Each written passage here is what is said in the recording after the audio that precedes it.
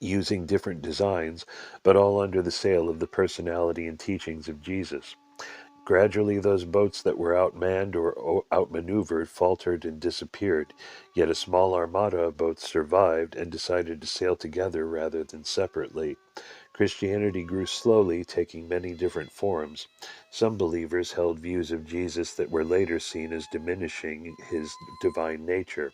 Others, such as the Apollinarians, un, uh, underemphasized his human nature. Some, such as the Gnostics, wanted mystery rather than truth. Still others in Egypt and Rome simply interpreted the Jesus story in ways that made sense in their own culture. Not until the conversion of Emperor Constantine the Great in 312 did some Christians begin to feel that this diversity was dangerous and unanimity essential. When the empire became Christian, it was as if a series of churches that had existed alongside each other were brought together to mirror the single state of the Roman Empire in a single church. This aim to establish unity was the impulse behind the calling of the councils, formal meetings of the bishops from across the Christian world, which began in Nicaea in 325. These councils came to be held as the defining moments of true Christianity as understood by the state and its state church. Those churches that did not adhere to these views were cast out of the fellowship of the church. Yet the church that these councils defined was largely confined to the major lands of the Roman Empire, and many local expressions of Christianity had little or nothing to do with them.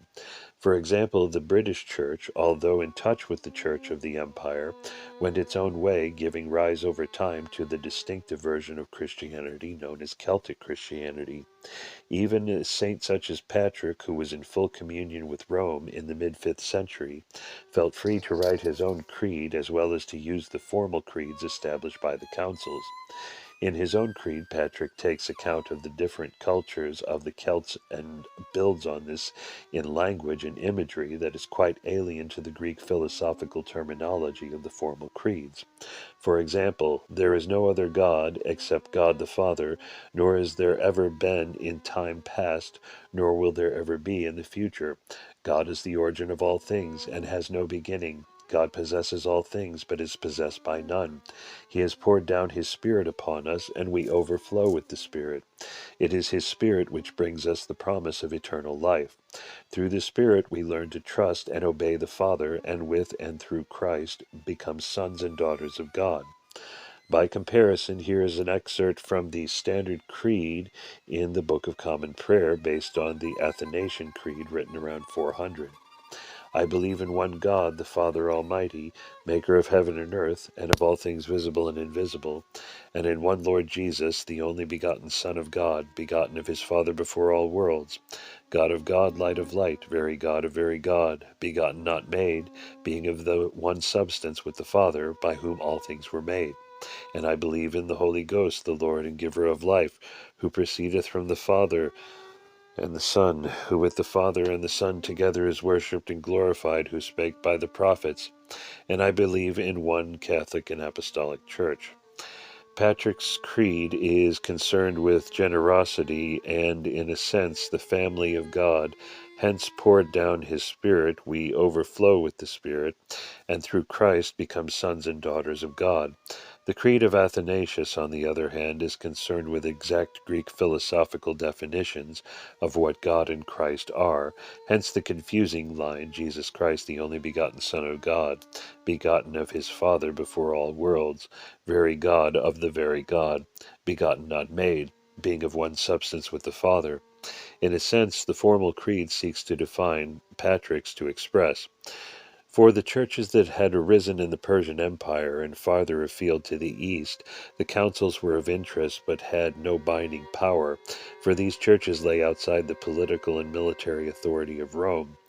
Before 325 and the Council of Nicaea, the churches of the ancient world stretched from Wales to India.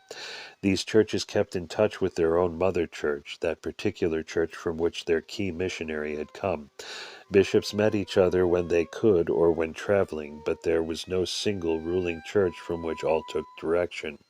After 325, a process began that sought to draw all the churches into the church. Yet this was ultimately impossible because the concept of the church was essentially an outcome of the conversion of the state, the Roman state. Churches beyond the control and the lands of the Roman Empire saw little or no need to form a spiritual version of the state. As a result, by the end of the 4th century, Christianity had begun to coalesce into distinct blocks. The West, the Roman Empire, in effect, was dominated by the state church, sponsored for better or worse by the emperors and funded by the state. For this history and for the sake of simplicity, I call it the Church of the West. To the east, in the lands ruled by the Sasanian Empire, and even beyond them to India and the borders of Tibet, were the lands of the Church of the East. This church was not and never became a state church. Apart from these two spheres of influence, there were other churches that were in alliance with one or other of the major churches, but that kept their independence, such as the British or Celtic Church in the British Isles, parts of which were outside any area ever ruled by Rome, the Armenians, who had become the first state church in 312, unrelated to what was happening in the Roman Empire, and churches in southern Egypt and Ethiopia. Heresies of various forms came and went, often leaving a deeper impact on the definition of what it meant to be Christian than the defenders of orthodoxy appreciated. One such heresy was Manichaeism, popular in the Roman Empire, which taught that the physical world was evil, creating a duality of good and evil between the spiritual and physical worlds. This dualism influenced the young St. Augustine of Hippo, and through him left its mark on Christianity, which since that time has had problems with the physical body and denigrated it as sinful and inferior to the spirit. Heresies such as Manichaeism led to a series of acrimonious theological and political disputes that cracked the unanimity of the Church so longed for by the emperors of Rome. The divisions left by these disputes split Christianity to this day and led us to the origins of the Jesus Sutras. It is from the Church of the East that the Jesus Sutras emerged. To understand why and how, it is necessary to go into a little of the controversy that made the 5th century Church a dramatic time for Christianity.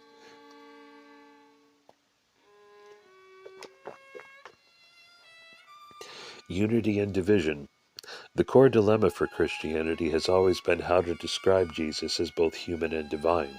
How could he be the historical man of the 1st century AD and also the second person of the Trinity, existing before existence, eternal and divine? This paradox is one with which Christianity wrestles to this day. Perhaps the story of the Church would have been a more peaceful, practical, and humane one had the paradox been allowed to remain a source of thought and reflection rather than dogma.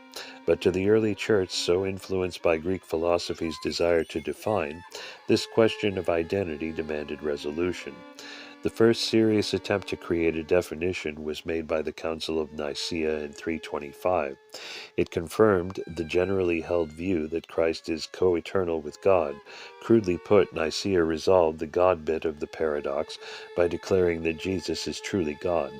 Later, the Council of Constantinople, held in 381, allowed the other side by saying that Jesus is also truly human.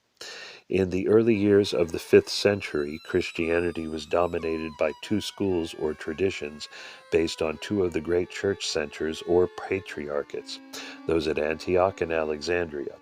Alexandria veered toward emphasizing the divinity of Christ over his humanity, whereas Antioch saw Jesus as the model of what all humans could become. The church at Antioch was renowned for its followers' care for the poor, establishment of hospitals, and involvement in what today would be called a social gospel. This arose from their belief that humanity was capable of great good because God was capable of becoming one of us and of working through us. Yet both sides confirmed that Christ was both God and man. The two 4th century councils of Nicaea and Constantinople seem to have achieved a balance with which most Christians could live. But it was all to come apart in the 5th century with a debate over the identity of Mary, mother of Jesus. This was to be the theological centrifugal force that spun away the churches of the East and of Armenia, Syria, and Egypt from the Greek-speaking Church of the West.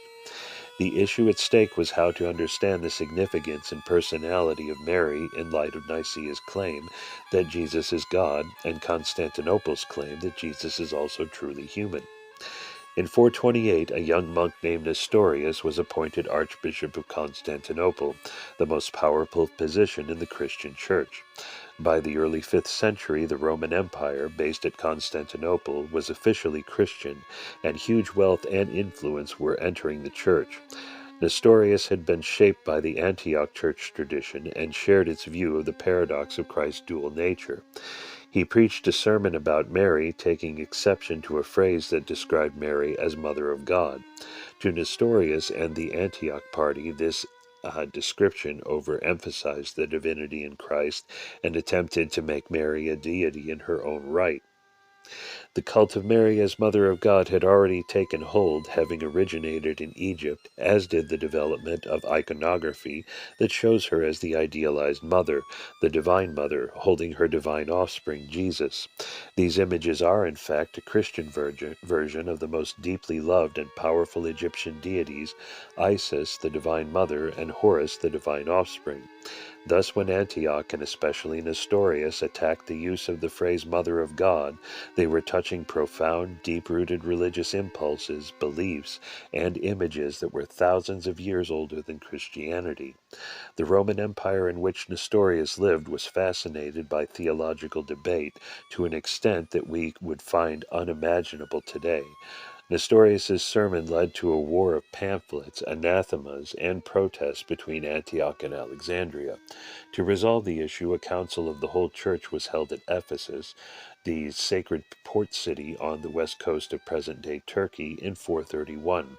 The Council of Ephesus was one of the all-time lows of the Christian church. A rich religious politician named Cyril, then the Patriarch of Alexandria, wanted also to obtain the post at Constantinople, with the wealth and power it would bring. He forced through a vote in the council against Nestorius and in favor of the definition of Mary as Mother of God.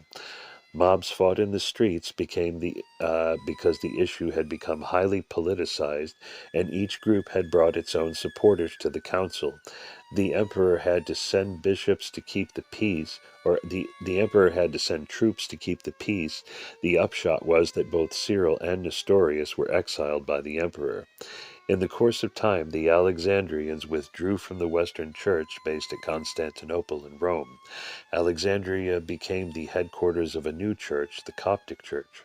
The Coptic Church became a force of its own, and over the next few hundred years drew in other churches that had fallen out with the Western Church, namely the Church of Ethiopia, the majority of the Syrian Church, and the Armenians. Also known as the Monophysite churches, these organizations believe that there is only one divine nature in Christ, not two natures, divine and human, as in Orthodox teaching. Nestorius, who remained supported by Antioch, was nevertheless forced to end his days in exile in the remote south of the Egyptian desert, where he died around 451. The churches east and south of Antioch were alienated from the Church of the West because of this and other theological differences, and by political divisions between the Roman and Sasanian empires. They became a refuge for the intellectuals who fled the increasingly hardline doctrines of the Church of the West. The Church of the East, the churches in the Sasanian Empire, and points further east and south, was more a confederation of churches than one monolithic entity.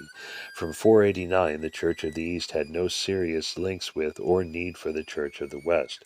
It was about to launch upon its own extraordinary period of expansion and consolidation.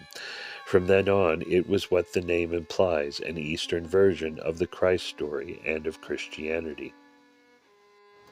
Chapter 4. The Church of the East.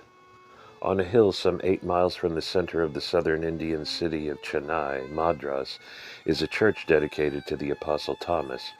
Crowds come here every day to climb the hill and offer their prayers, sometimes scooping up some dust to take home to or smear on their foreheads. Children, married couples, and old folk, moving slowly with great determination, make their way to the top.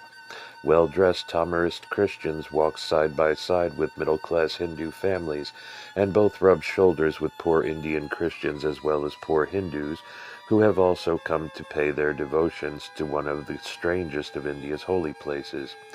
Here, 3,000 miles east of Jerusalem, in the middle of the 1st century, it is claimed one of Jesus' original disciples was martyred. The church established by St. Thomas in India is one of many across Asia that once formed the Church of the East. To understand the story of the Church of the East, it is necessary to go back to the rise of the Sasanian Empire in the early 3rd century A.D. Caught between two empires, when the Sasanians came to power in AD 226, they established Zoroastrianism as the state religion of their huge empire, an empire that stretched from present-day Iraq to Pakistan. Zoroastrianism is rooted in the teachings of Zoroaster, who lived around 1500 to 1200 BC, and taught that there is just one supreme deity, Ahura Mazda. Opposed by Ahriman, the principle of evil, Ahura Mazda's forces are locked in a cosmic battle that good will eventually win. Zoroastrians kept sacred fires in the temples and prohibited the pollution of fire and water through contact with the dead or others who, because of their work or some illness, were considered to be polluted. At first, Zoroastrians as Sasanians paid little attention to the Christians, who were a minority in the land, but the church grew swiftly, and Zoroastrians began to impede it by making it officially illegal to convert from Zoroastrianism to any other faith, and by persecuting converts. In earlier times, during the persecutions under the Roman Empire, the Sasanians gave refuge to Christian exiles. Yet after Constantine the Great turned Christian in 312, the growing communities of Christians with their links to Antioch and the empire of the enemy were perceived by the government as a potential threat. This view was given credence when Constantine began preparations for a huge Roman invasion of Persia, urged on and supported by some within the church. He was going to war ostensibly to defend Christians from attack in Persia.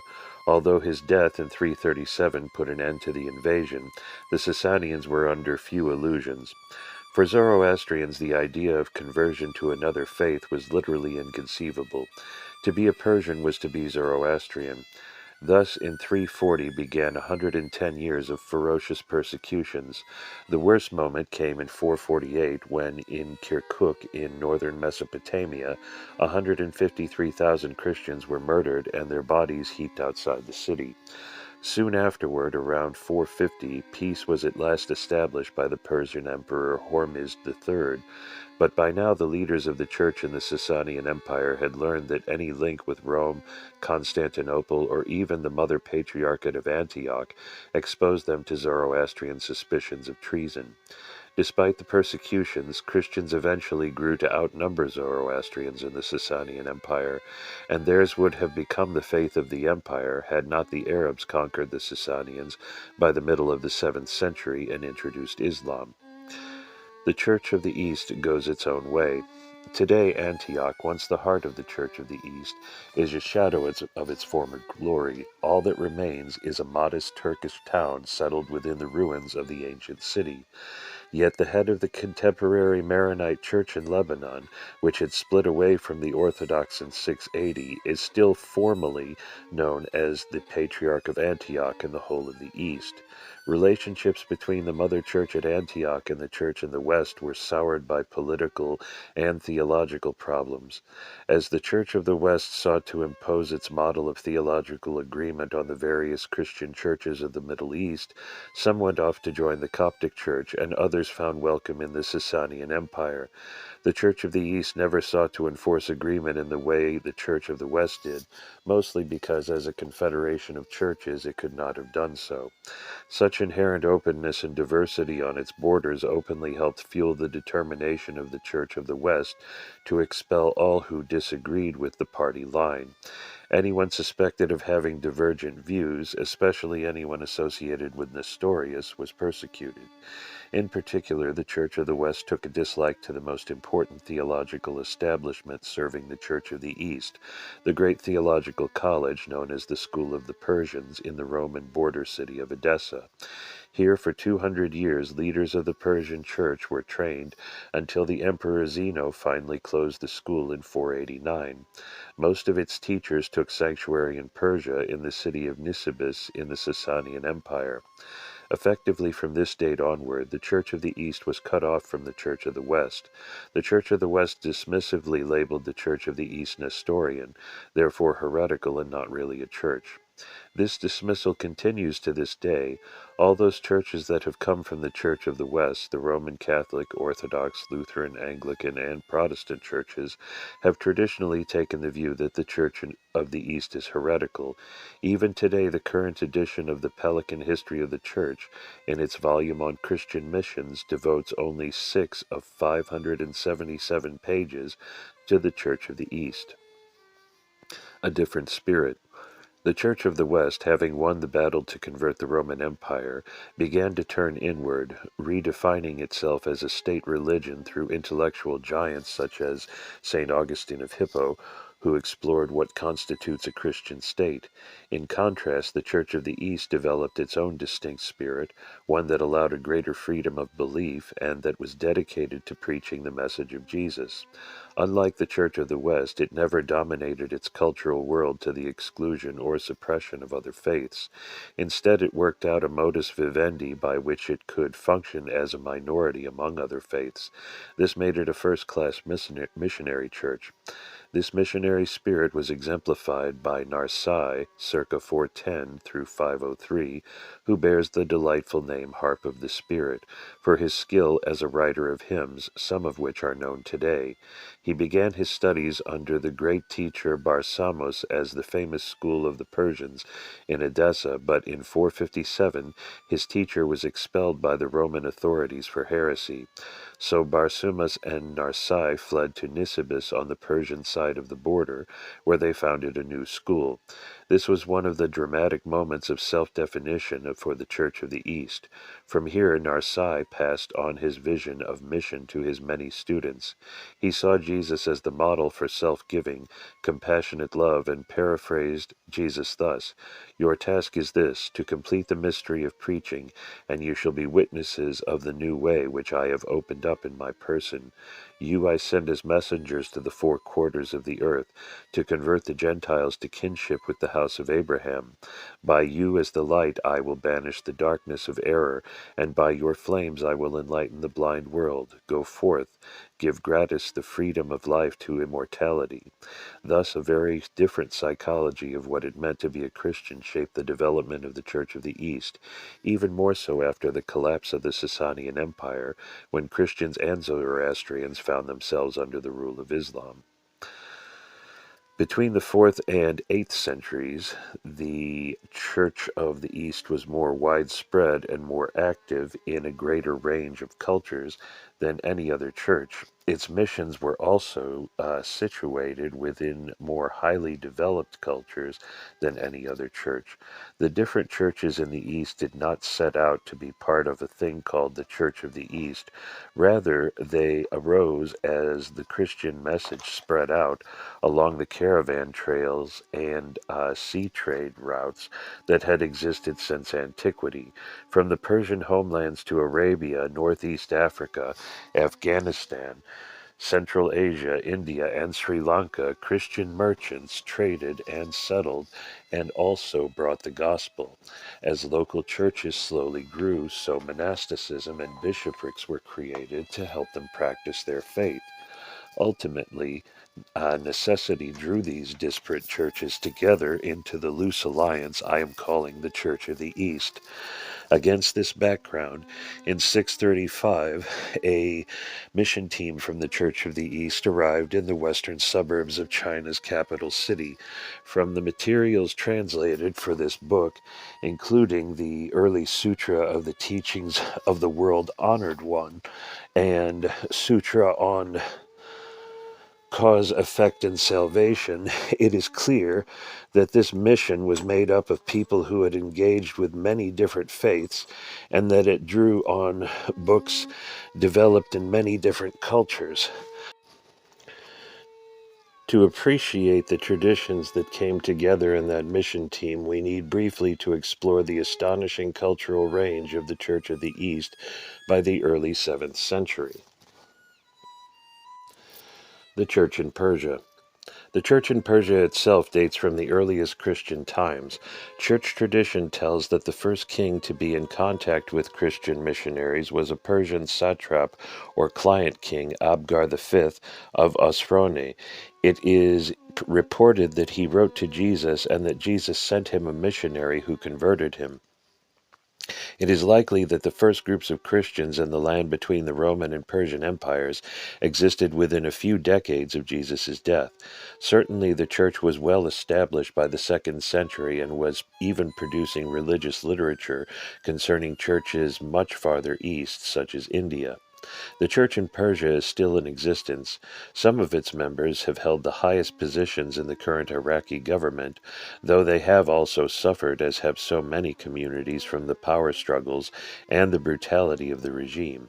In Iran, the communities are protected by the Islamic regime as honorable brothers and sisters of faith, but the church is greatly reduced in size and influence and has been so since the destruction of Persian life by the Mongol invasions of the 13th century and the almost total destruction of the cities by Tamerlane in the early 15th century. At its height from the 7th to 11th centuries, the church was in touch with bishops, archbishops, monks, churches, and Christian communities spread out over thousands of miles. It responded to requests for help from Sri Lanka to China and from Qatar to the borderlands of Russia.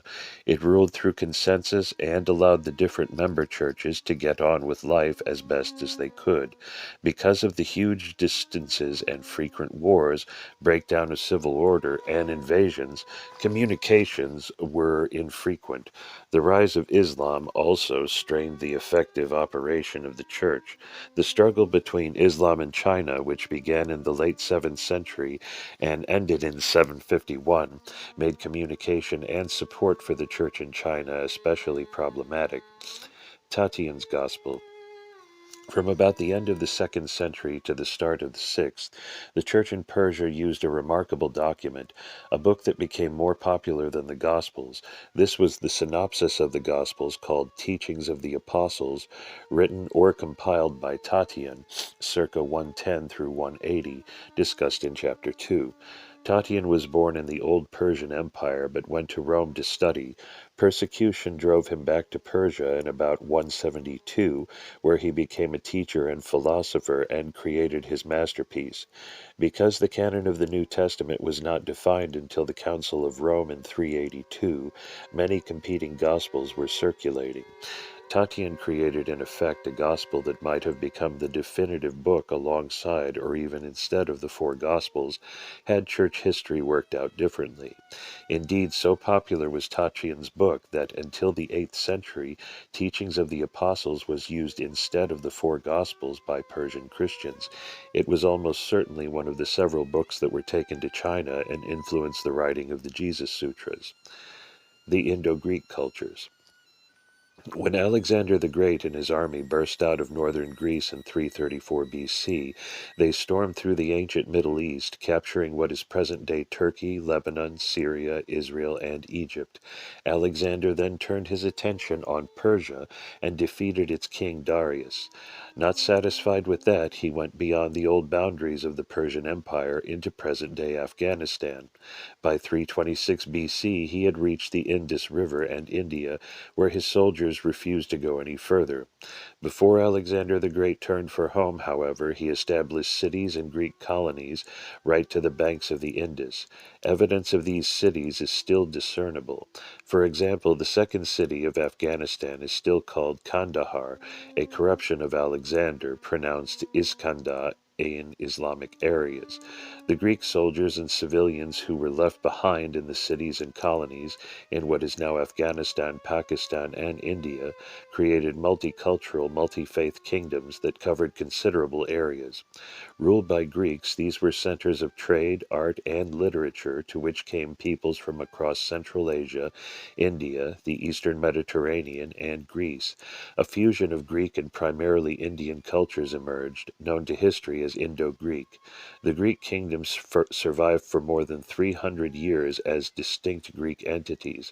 Coins were struck there for the various kings with quintessentially Greek names, such as Diodotus, Euthydemus, and Menander Melinda. The last known Greek king was Strato II, whose kingdom fell to invaders in AD 10. But the Greek influence continued long after this, and the lasting effect of these Indo-Greek cultures is perhaps their best memorial. Buddha and Apollo. The Greek influence in India continued and spread long after the last Greek king had been overthrown, in the style of art and sculpture adopted by the Indians. Contact between Greeks in Persia and the former Indo-Greek kingdoms was revived when the region was overrun by the Parthian Persian Empire in AD 56. Subsequently, in the 1st century, a marked change occurred in the art of the region. Greek style fused with Buddhist motifs to create the first statues of the Buddha. This distinctive style is known as Gandharan. Early Buddhist art until the 1st century BC consisted of symbolic representation of the Buddha because the Buddha did not wish to be seen as a deity or as divine in any way, but as a simple teacher bringing the truth for others to follow. Buddhists discouraged anything that seemed to elevate him into an object of devotion. In fact, quite soon after his death, relics were being worshipped, but the development of iconographic art did not begin then. It was customary to represent the Buddha as a pair of footprints indicating the way to walk to enlightenment, or as a wheel, the symbol of his first teaching in setting in motion the wheel of truth. It was in this sermon that the Buddha first taught the Four Noble Truths. 1. Suffering exists. 2. There is a reason for suffering, desire and craving. 3. There is a way to end desire and craving, and thus suffering. 4. The Eightfold Path of right behavior and thought is the path to the end of suffering. For the Greeks of the Indo-Greek kingdoms who converted from the 1st century BC onward, this was all far too abstract. They wanted images, so they began to create the first representations of the Buddha. But because there was no extant or current images to copy, they turned for inspiration to their own mythology and iconography, brought from Greece hundreds of years before, and sustained by constant contact between Greece and the Indo-Greek kingdoms. To show the universal sense of enlightenment that was the hallmark of the Buddha's teaching, they looked to Apollo, god of the sun. Usually depicted as a clean-shaven young man with a fine head of curly hair, Apollo looked Greek, not Indian. Yet the Indo-Greek Buddha became a young man with curly hair. Greek iconography also used the image of an extra bump on the top of the head to show intelligence. So the Indo-Greek Buddha also has a bump on his head. Because Apollo was usually depicted with a sun disk behind his head, Buddha too was given a halo.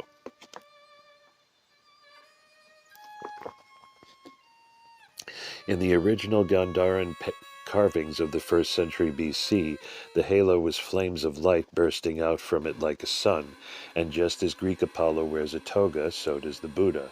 Today, through all the vicissitudes of 2,000 years, the essential Greekness of the original depiction of the Buddha can be seen almost anywhere in the world. The toga-wearing, sun-haloed, curly-haired, clean-shaven, bump-headed Buddha owes his origins to the artists of the Indo-Greek cultures. Christianity meets Buddhism. In the 2nd century, when the first Christian missionaries arrived, Greek influence in the former Indo-Greek kingdoms was still very strong. Greek-style statues of the Buddha were made in Gandhara until the late 5th century AD. Indeed, traditions of Greek ideas and beliefs exist to this day in the former Indo-Greek kingdoms. For example, Greek herbal remedies can be bought on the old marketplace in the Afghan city of Kandahar, from where their use is disseminated across Pakistan and northern India. Christians were active in this area from shortly after the time of Jesus. In 196, for example, a church scribe reports that Christians were living among the Kushan, a Turkic tribe who had swept down from Central Asia in the mid-1st century and settled in far-off Bactria. Links with Antioch and Alexandria would have meant a steady stream of traders, teachers, and missionaries spread from the west through the Indo-Greek kingdoms to Indian cities such as Taxila in the north, or in southern India the trading port of Kranganur, and the Roman settlement of Arikamidu, now Pondicherry. The similarities of culture would have made the Indo-Greek communities places where Greek and Syrian Christian missionaries felt quite at home.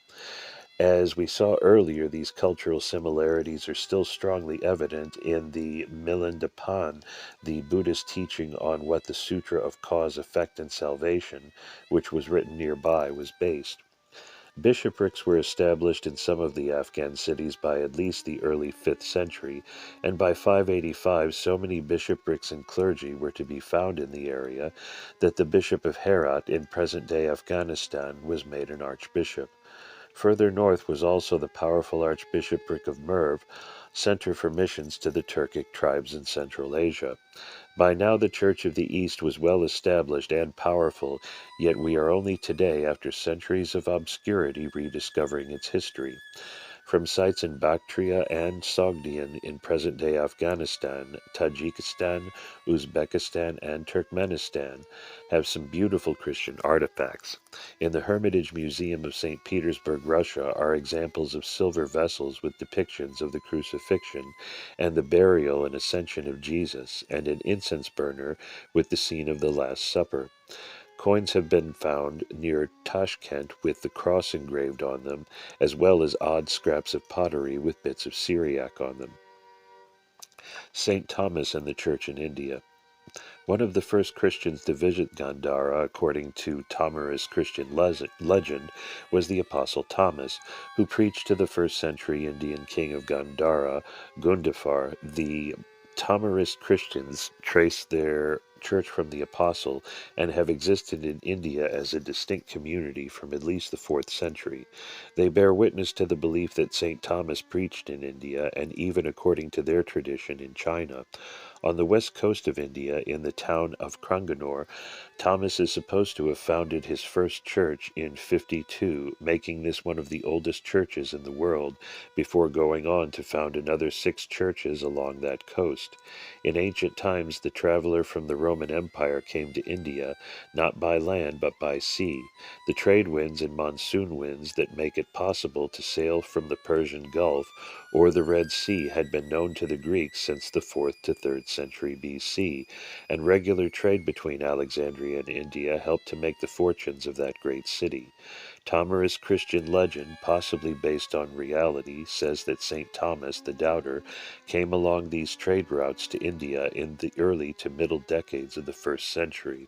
Indeed, Kranganur was a Greek and Roman trading port, and considerable archaeological evidence of this trade has been excavated there. Roman coins from Alexandria are almost as common there as in the great city itself. St. Thomas first appears in the written records in the Gospel of John as one of the most ardent of the 12 special disciples of Jesus.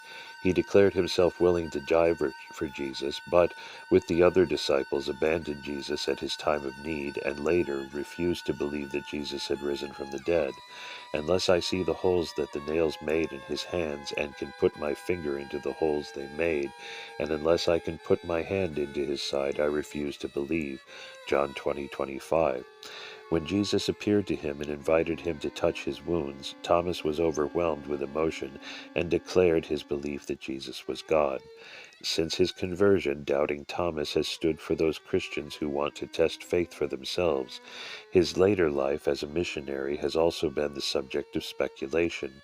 It is now accepted by all but the most timid scholars that Thomas did indeed end up preaching in India, where he was martyred. The evidence of the extensive trade routes between the Roman Empire and India, plus the testimony of the Tamarist Christians who have existed in India as a distinct community for 17 centuries, confirm this. Western church tradition says Thomas was appointed to take the gospel to the Persians, which he did and then moved on to India. The 3rd century Acts of Thomas, which is found in Greek, Latin, and Syriac versions, and was known and revered by churches east and west, tells of his adventures. His debates with Indian rulers, struggles with the Brahmins who tried to silence him, and journeys beyond India, even a book published in 1713 on the lives of the apostles has Thomas preaching in Persia, Ethiopia, India, the East Indies, and China. Although mostly the stuff of legend, the Acts of Thomas does reflect actual historical events. One of the most delightful stories concerns Thomas and King Gundifar, a historical king who did live at the time of Thomas. It is said that the king asked Thomas to build him a new palace and gave him immense wealth with which to do it. After some time, the king wanted to know how the palace was progressing and was told that instead of building a palace, Thomas was distributing the funds to the poor. The king asked Thomas whether he had built the palace.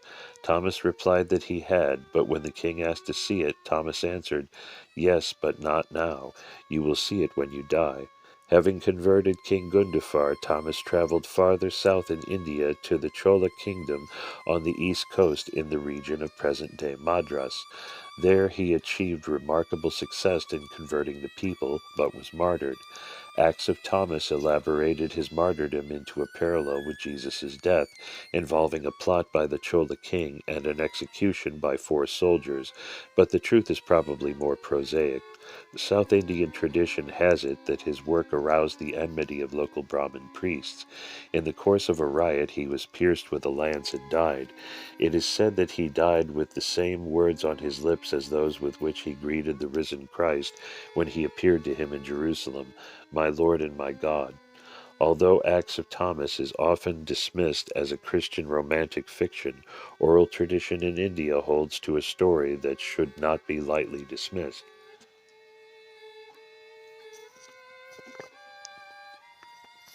Oral traditions in India have often preserved the ideas of written materials that have disappeared from history, but have been verified later by archaeological discoveries, a good example of which is the life of Ashoka, the great Indian emperor of the 3rd century BC, who converted to Buddhism.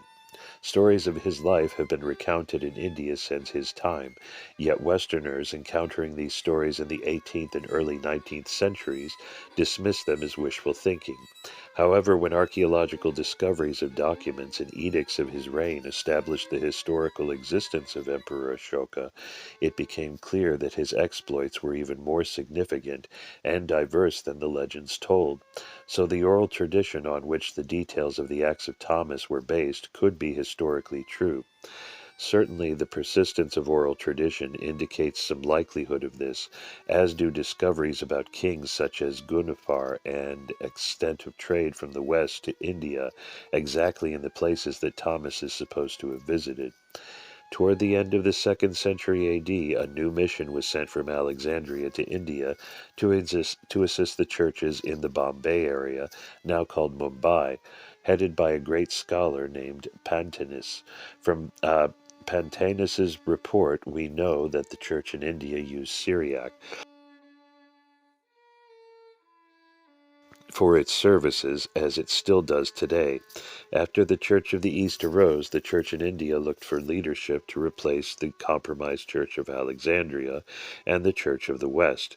The Church of the East counted the Church of India as one of its oldest associate churches, and materials from the Indian Church almost certainly influenced the writings of the Jesus Sutras, as we found in our translations of the Sutra of Jesus Christ. The teaching of nonviolence. Another faith active in these traditional lands of the Indian Church was the Jain religion, which arose at almost the same time as Buddhism, around 500 BC. Jains believed that their great teacher, Mahavira, was the latest in a long line of great teachers called Tirthankaras, who over the ages came to teach the true principles of life. Central to Jainism is the principle of ahimsa, total nonviolence. Jain monks and nuns gently brush the ground before them as they walk, lest by accident they crush an insect. Jains are also strict vegetarians and have always sought to work in ways that do not harm living things. Unlike Buddhism, Jainism never became a missionary faith, but has remained centered in India. The Jain teaching of nonviolence also seems to have had an indirect influence on the Jesus Sutras through the agency of the Indian Church, for the Taoist Christians of Dakhin were themselves vegetarian, peaceful, and against the widespread practice of slavery. Other Hindu, that is, mainstream Vedic traditions in India, also practice nonviolence. However, the Jains remain the most distinctive such group. The Church in Tibet. The final destination on this journey through the territories of the Church of the East, and perhaps the most unexpected, is Tibet. It is unclear exactly when Christianity reached Tibet, but it seems likely that it had arrived there by the 6th century. The ancient territory of the Tibetans stretched farther west and north than present-day Tibet, and they had many links with the Turkic and Mongolian tribes of Central Asia. To this day, Tibetan Buddhism is the form practiced in Mongolia. It seems likely that Christians first entered the Tibetan world around 549, the time of a remarkable conversion to Christianity of the White Huns. These greatly feared nomadic warriors of the region, who had extensive links with the Tibetans, sent a delegation to the Patriarch of the Church of the East in 549, asking for a bishop because they had been converted. No one then or now is quite sure how they were converted or by whom, but the church sent a bishop, and the White Huns formed one of the most loyal Christian communities for many centuries. Tibet in the 6th to 8th centuries AD was not Buddhist but shamanic. The ancient folk religion of Bon dominated and continued to be the major popular expression of Tibetan religion into the 14th and 15th centuries. Buddhism only begins to enter Tibet in the late 8th century, where for hundreds of years it was limited to the elite classes. Buddhism took hold more widely much later in the first half of the second millennium. A strong church existed in Tibet by the 8th century. Patriarch Timothy I, 727 to 823, head of the Church of the East, wrote from Baghdad in circa 794 of the need to appoint another bishop for the Tibetans, and in an earlier letter of 782 he mentions the Tibetans as one of the significant Christian communities of the Church. The Church's bishopric is assumed to have been in Lhasa, where it is likely to have been active as late as the 13th century, prior to the popular extension of Buddhism. The Crosses of Tibet. Carved into a large boulder at Tangse Ladakh, once part of Tibet but now in India, are three crosses and some inscriptions. The rock dominates the entrance to the pass at Drangtse, one of the main ancient trade routes between Lhasa and Bactria, the old Indo-Greek kingdom. The crosses are clearly of the Church of the East, and one of the words written in Sogdian appears to be Jesus. Another inscription in Sogdian reads, "In the year 210 came Nosfarn from Samarkand as an emissary to the Khan of Tibet." It is possible that the inscriptions were not related to the crosses, but even on their own the crosses bear testimony to the power and influence of Christianity in that area. Christianity was sufficiently accepted in the region to warrant carving the Christian symbol to protect travelers. The extent, size, and diversity of the Church of the East is perhaps one of the best-kept secrets of Western Christian history, which has traditionally dismissed the Church of the East as Nestorian and therefore heretical. At its peak in the 8th century, this once mighty church far outstripped the Church of the West in the size, scale, and range of cultures within which it operated.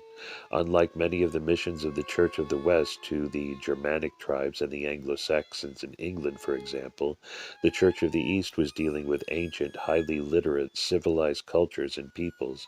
It had to find its way in a world where theological writings, philosophical debate, and schools of education had been in existence for hundreds, even thousands of years. It was a remarkably different world from the world of the West, and it produced remarkably different churches and forms of Christianity. Perhaps one of its greatest achievements was the Taoist Christian culture and the writings of the Jesus Sutras. Chapter 5. The Multicultural World of 7th Century China.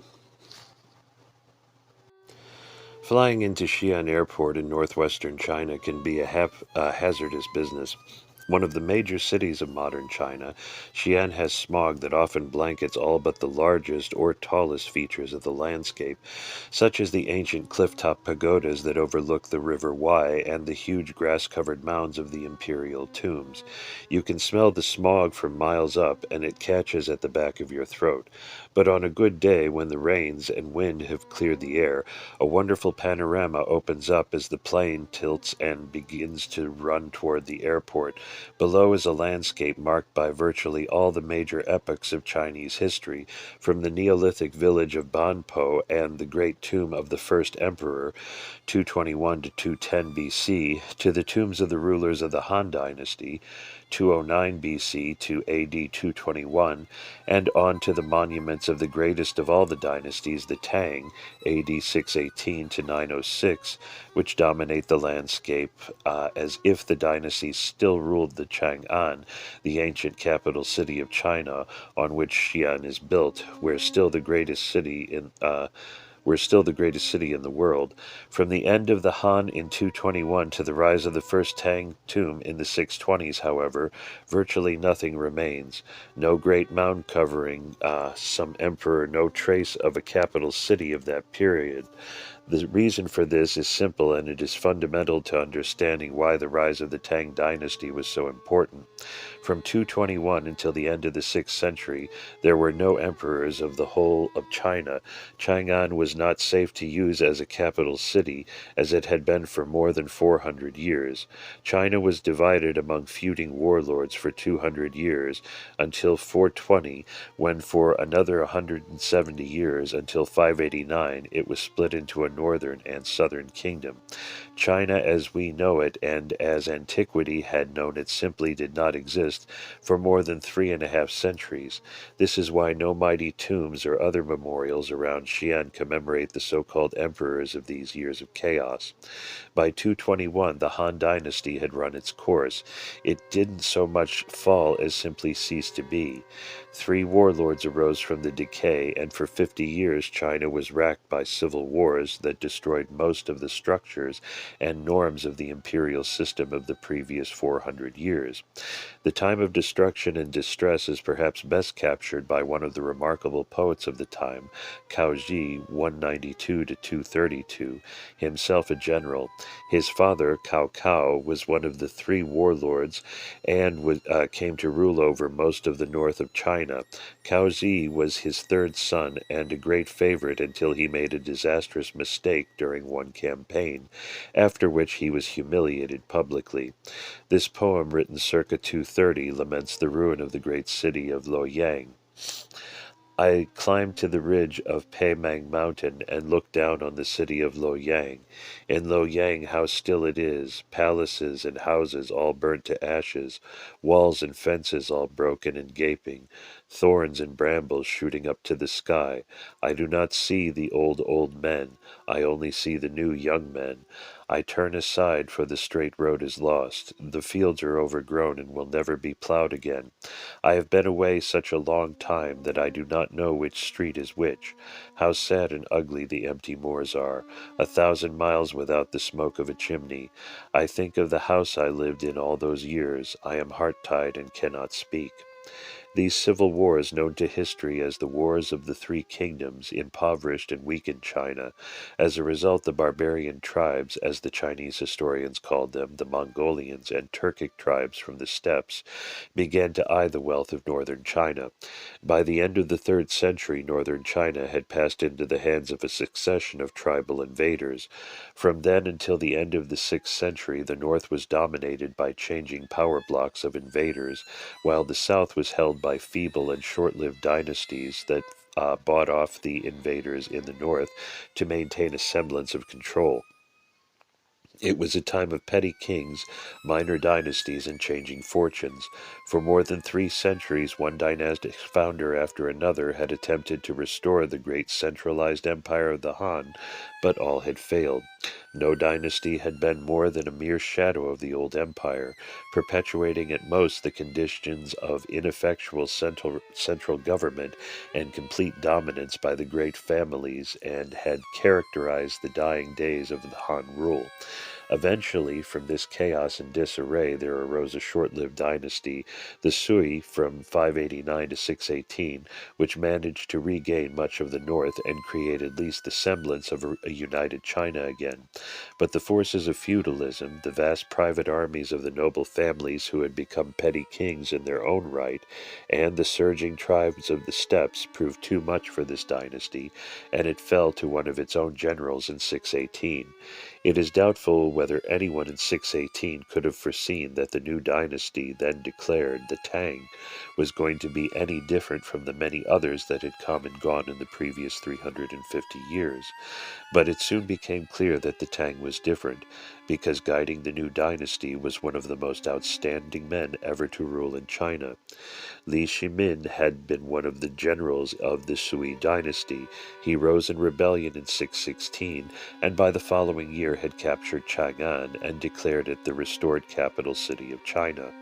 In 618 he formally declared the Tang dynasty and placed his father on the throne.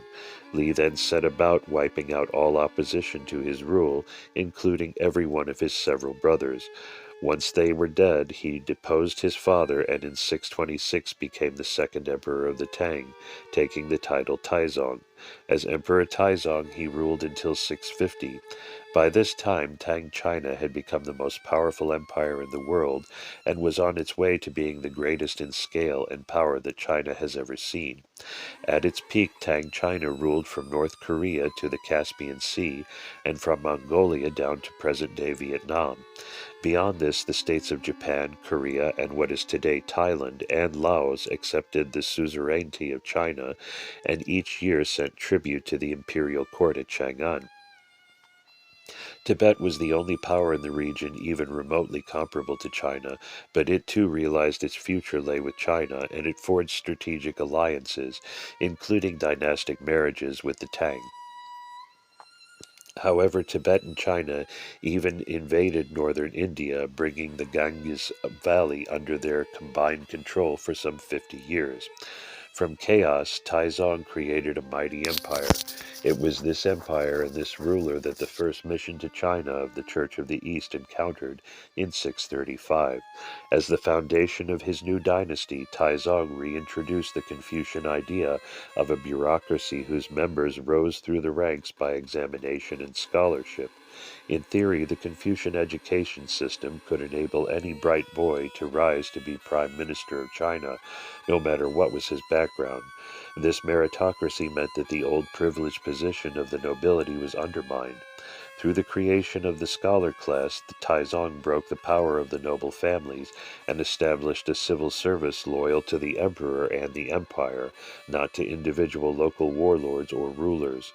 With the restoration of a proper civil service, traders knew they could trade securely and fairly, and merchants began to travel the Silk Road to Chang'an as they had in the time of the Han. The Tang armies repulsed the barbarians, and soon much of the trade route to the west was under Chinese control. Such order and security had been unknown in the region for centuries. Taizong had founded an empire with a future. This restoration of order and due process is reflected in the poetry of Juyi, 772 to 846, arguably the greatest of the great Tang dynasty poets. His description of Chang'an, of the busy nature of this heaving metropolis, and the pressure of the civil service examinations is beautifully captured in the poem Escorting Candidates to the Examination Hall, written circa 810. At dawn I rode to escort the doctors of art. In the eastern quarter the sky was still gray. I said to myself, you have started far too soon. But horses and coaches already throng the road. High and low the riders' torches bobbed, muffled or loud the watchman's drum beat. Riders, when I see you prick to your early levee, pity fills my heart. When the sun rises and the hot dust flies, and the creatures of earth resume their great strife, you with your striving, what shall you each seek? Profit and fame, for that is all you care. But I, your courtiers, rise from my bed at noon and live idly in the city of Chang'an. Spring is deep and my term of office spent. Day by day my thoughts go back to the hills. This poem gives a hint of the spiritual and philosophical life of Tang China, which was composed of four main belief systems: Confucianism, Taoism, Buddhism, and shamanism. Of these, shamanism was so old and so much a part of the fabric of China that it was more an overall regional cultural attitude and mindset than an active faith, and Confucianism and Taoism were indigenous. Buddhism, however, as an international missionary faith with structured monasticism, broke the mold of indigenous religions in China. Its arrival in the first centuries BC and AD was a profound shock to Confucianism, and one reason for the emergence of Taoism as a monastic order in the 2nd and 3rd centuries AD. Thus, when Christianity arrived in the 7th century, its missionaries entered a culture where the appearance of new religions, Buddhism and Taoism, and experimentation with their ideas and practices were part of the cultural psyche. In other words, people's views and practice of religion had become more fluid and more subject to change. Yet beneath this apparent openness ran deep currents of Confucian and later Taoist opposition to foreign religions, especially to Buddhism. Shamanism. Shamanism was probably the original religion of ancient China, having come from lands to the north, especially Siberia, which was, and to some extent still is, the heartland of shamanism. Shamanic elements appear in the earliest legends of China, and shamanic practices are recorded in artwork from circa 2500 BC. Shamanism essentially holds that there are two parallel worlds, the material world we inhabit, and the far more powerful and significant spiritual world. Through trances, shamans can communicate between the worlds and are used by the spirit world's forces to inform the human and material world of events at a deep level. Thus, shamans will go into trances to find the cause of illness, troubles, and disasters, or to receive directions for what a people or a ruler should do next. Shamanism is the underlying worldview of the earliest Chinese books, such as the I Ching, from about 1200 BC onward. It is likely that some of the semi-legendary emperors of Chinese prehistory were actually priest kings, whose power came from their being shamans. By the time of the Han, with the rise of the Confucians, shamanism was viewed as a troublesome leftover of a primitive world, suppressed by the Confucians and driven underground. The rise of Taoism as a religion in the 2nd century AD was, in certain ways, the re-emergence of shamanic practices, newly cloaked in religious teachings, more in tune with the developing world of Chinese civilization. Nevertheless, the shamanic mindset and practices persist in China to this day. Although disapproved of by the authorities, they are effectively protected by the Taoists.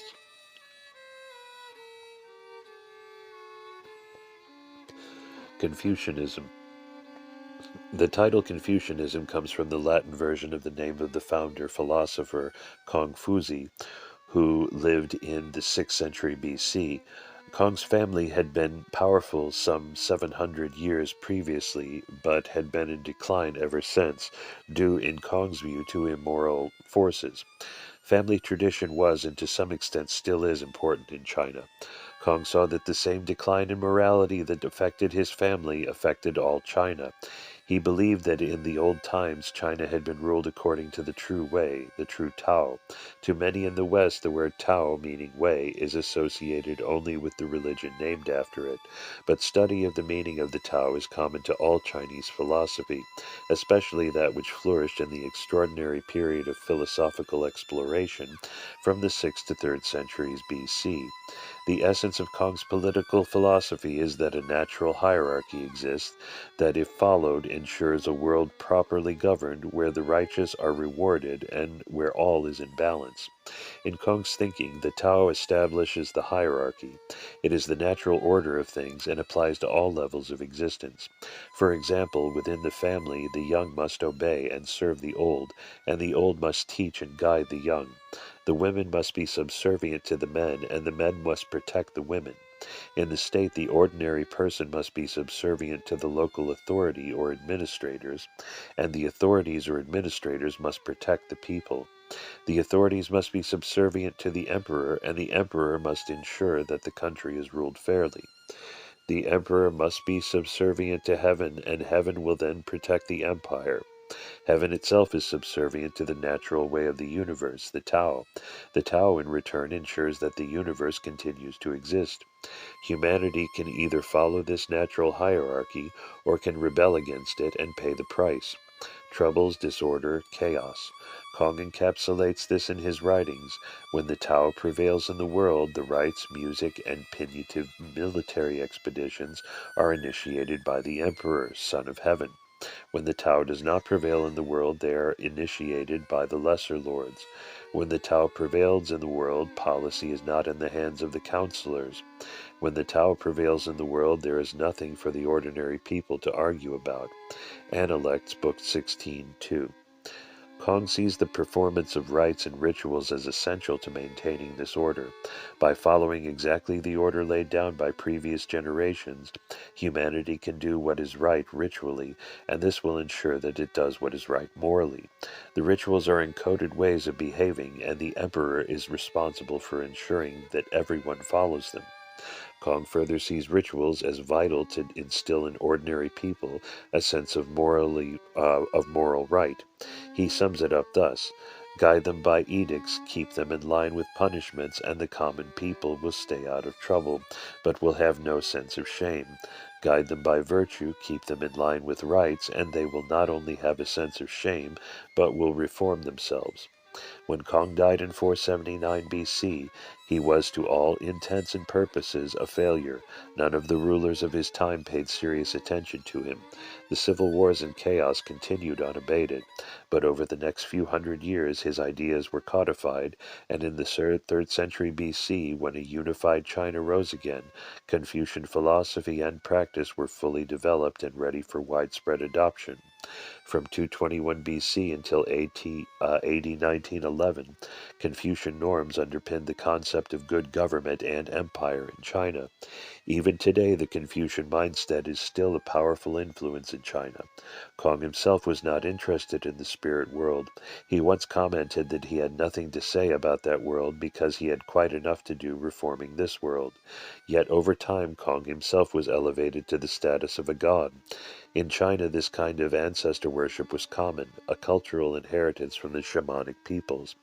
For example, if a good judge died, many people might petition the emperor to have him appointed as one of the judges in the many courts of hell or as a protector deity for the city. The supernatural world of China always was in part a mirror image of the world of the Chinese Empire, and the emperor had a say in both worlds. It was the reintroduction of the proper merit-based Confucian system for the education of the bureaucracy that helped Taizong break the power of the nobles and established law and order throughout the land.